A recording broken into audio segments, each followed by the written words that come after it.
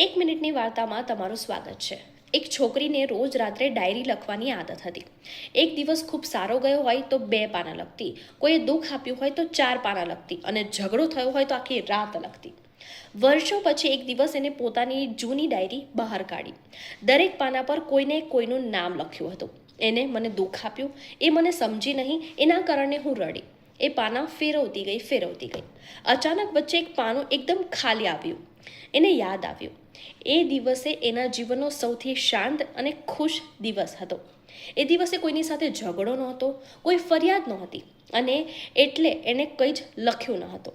એ થોડીવાર એ ખાલી પાનાને જોતી રહી અને ધીમેથી બોલી કે અજીબ છે ને, દુઃખ આપનાર દરેક માણસને મેં મારી ડાયરીમાં જગ્યા આપી, પણ જે દિવસે જિંદગીએ મને ખુશી આપી અને મેં એને 2 શબ્દો ના આપી શકી।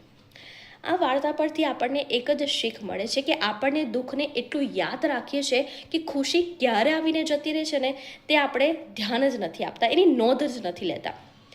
ત્યારે આ વાર્તા પરથી તમને એક પ્રશ્ન પૂછું, તમારી જિંદગીની ડાયરીમાં તમે દુઃખના પાના વધારે સાચવ્યા છે કે ખુશીની ક્ષણો?